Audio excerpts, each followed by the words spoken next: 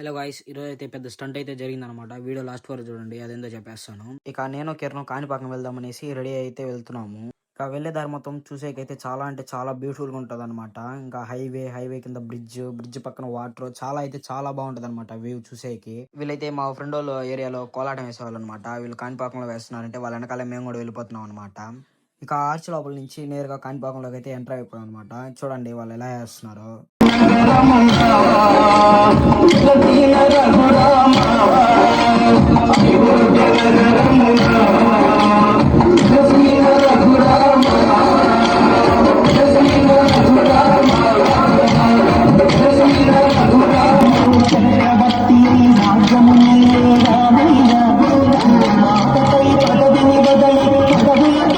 కాణిపాకంలో climate చూడండి, చాలా అంటే చాలా బాగుందన్నమాట.